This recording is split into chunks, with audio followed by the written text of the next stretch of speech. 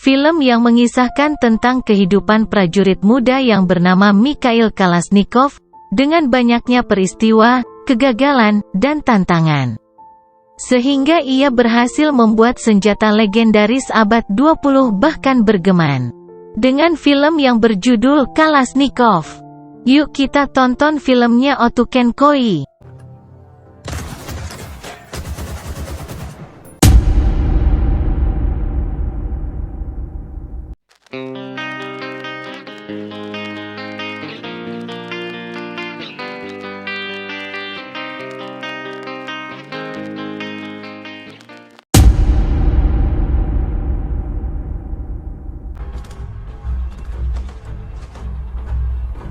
Pada tahun 1941, sedang terjadi pertempuran antara negara Jerman dan Uni Soviet, yang diperlihatkan sebuah tank Uni Soviet yang dikomandoi oleh Kalashnikov, sedang bertempur sengit melawan artileri Jerman. Saat pertempuran, tank Kalashnikov pun hancur oleh hantaman dari artileri Jerman.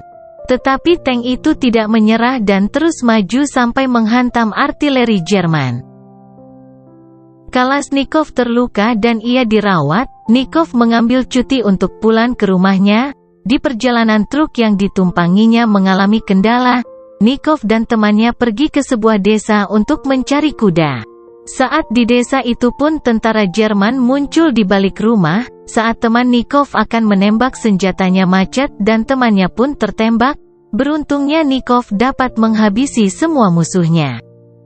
Nikov dan kawannya pun kembali ke truk. Nikov menaiki kereta untuk pergi ke Altai, kampung halamannya. Di dalam kereta, Nikov berbincang dengan rekannya mengenai dirinya, dan sebelumnya pernah merancang senjata namun gagal. Tetapi Nikov tidak menyerah dan akan membuat yang baru. Nikov pun memamerkan rancangannya. Kereta itu pun sampai di stasiun Matai. Nikov mengurungkan niatnya untuk ke kampung halamannya, dan berhenti di stasiun Matai. Nikov pergi ke suatu tempat depo kereta dan bertemu dengan Pavel Krotov. Nikov berbicara kepada Krotov, ia mempunyai proyek tentang pembuatan senjata otomatis. Tetapi Krotov menolaknya. Nikov pun pergi ke stasiun kembali untuk pulang. Tiba-tiba ia bertemu dengan Hasanov dan Basarov, mereka adalah inspektur. Nikov meminta izin kepada Basarov. Nikov kembali kepada Krorov dan memberikan surat izin dari Basarov dan menyetujuinya. Nikov mulai merancang desain senjatanya. Nikov meminta orang kepada Krotov untuk membantunya merancang senjatanya. Tiba-tiba pekerja di sana akan membantu Nikov untuk rancangannya, yaitu Zhenya, Dmitri, Matvei, Volodka, Sanya, dan Paman Misa. Dan mereka pun mulai merancangnya.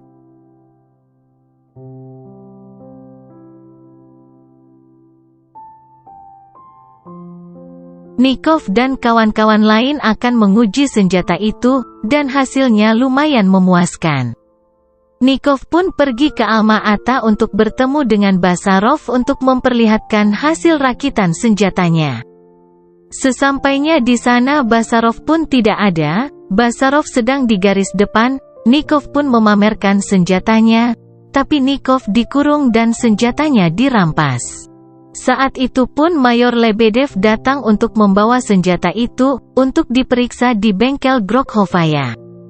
Senjata itu pun diuji coba oleh Andrei Kazakov dan hasilnya sangat memuaskan. Nikov pun dibebaskan dari kurungannya. Nikov bertemu dengan Andrei Kazakov. Esok harinya Nikov dan Kazakov akan bertemu dengan sebut saja Jenderal Kikov dan memperlihatkan penemuannya. Jenderal Kikov pun mencoba penemuannya itu dan hasilnya sangat bagus. Lalu Jenderal Kikov akan mengirim Nikov ke kontes federal di Moskow sebagai perwakilan distriknya. Tahun 1943, Nikov pun sampai di Moskow, dan ia berlanjut pergi ke poligon Shechurov. Saat di perjalanan ia bertemu dengan Sudaev Alexei. Sudaev pun melihat penemuannya Nikov. Sesampainya di poligon, Nikov bertemu dengan Kapten Vasily Fedorovich. lalu Vasily memperkenalkan bangunan-bangunan di sana. Sampailah Nikov di tempat kerjanya yang baru untuk mendesain penemuannya. Saat makan siang, Nikov bertemu dengan Ekaterina Moiseva, yang akan membantu Nikov untuk desain senjatanya. Keesokan harinya Ekaterina mendatangi tempat kerja Nikov dan mulai merancang desain senjata Nikov. Nikov pun mendapat surat pengumuman hasilnya yang akan diadakan besok. Saat Ekaterina selesai membantu pekerjaan Nikov, Nikov mengantarkan pulang Ekaterina. Paginya Nikov berpamitan dengan Sudaev, namun Sudaev memberikan kabar buruk bahwa Nikov gagal. Nikov bertemulah dengan Kapten Vasily. Dan Kapten Vasily memberitahu bahwa ada sebuah kompetisi baru untuk pengembangan senapan mesin ringan baru, dan Kapten Vasily ingin Nikov bekerja dan mengembangkannya di Kazakhstan. Tepatnya tahun 1944, Nikov kembali ke Alma-Ata, dan Nikov pun bertemu kembali dengan Andrei Kazakov. Nikov pun pergi ke Jenderal Kikov dan sudah mengetahui hasil dan sangat mengecewakan Jenderal Kikov.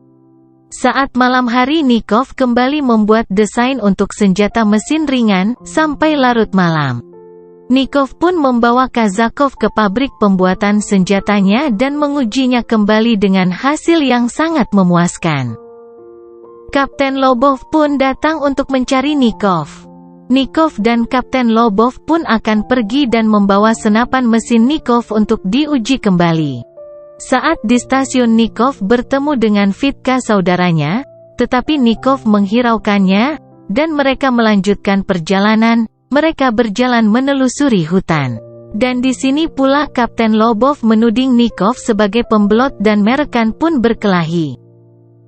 Paginya Nikov kembali ke poligon Shechurov, dan bertemu kembali dengan Ekaterina dan Nikov mengajak jalan-jalan Ekaterina.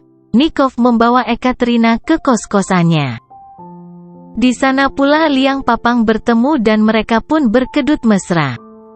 Senjata Nikov diuji kembali di poligon. Kapten Vasily pun mengumumkan hasilnya, dan tidak ada satupun peserta yang lolos dari sekian peserta dan kompetisi pun berakhir. Tetapi perang belum berakhir, dan semua peserta bisa membuat senjata dengan model baru, tetapi Nikov diberhentikan, karena ia memiliki cedera tangan saat pertempuran tank dulu. Tetapi Kapten Vasily menawarkan Nikov bekerja di bagian kantor pusat. Nikov pergi ke rumah Ekaterina dan bertemu pula dengan ibunya Ekaterina yaitu Galina Fyodorovna, dan Nikov meminta restu kepadanya untuk menikahi Ekaterina. Pada hari itu pun kemenangan atas Uni Soviet diumumkan, masyarakat dan tentara pun begitu gembira. Singkat cerita, Nikov berhasil membuat senjata barunya. Nikov bertemu dengan Kamerat Kolonel. Ia pun memperlihatkan senjata rancangan terbarunya. Kamerat Kolonel memberikan surat dari Panglima, yang berisi penyediaan tentara dan armada senjata canggih. Nikov pun sekarang memiliki departemennya sendiri untuk kemajuan senjata terbarunya. Tak lama kemudian Alexei datang dan memberi motivasi dan saran kepada Nikov. Tahun 1947, Nikov pergi ke pabrik senjata Kovrov untuk perkembangan senjatanya. Di sana Nikov bertemu Zaisev Alexander, yang akan membantunya untuk pengembangan senjatanya.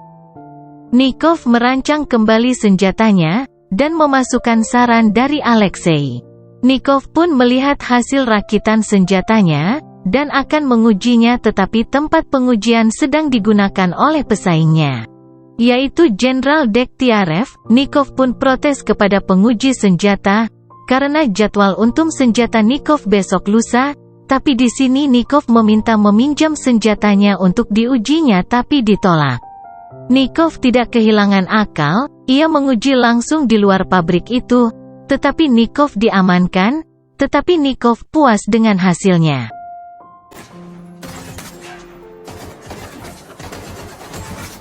Dan Jenderal Getiarev ingin melihat senjata rakitan Nikov.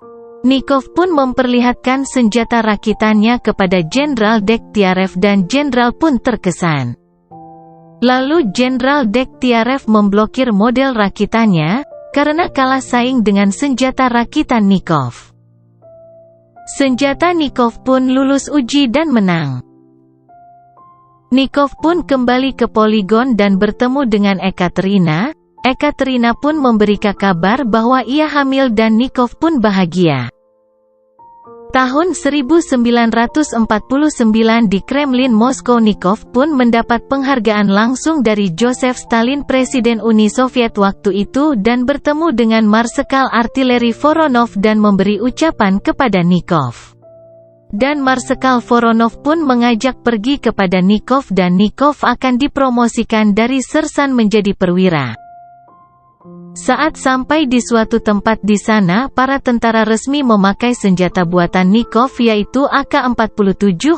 Marsekal Voronov pun memintanya untuk pulang. Nikov pun pulang dan membawa istri dan anaknya.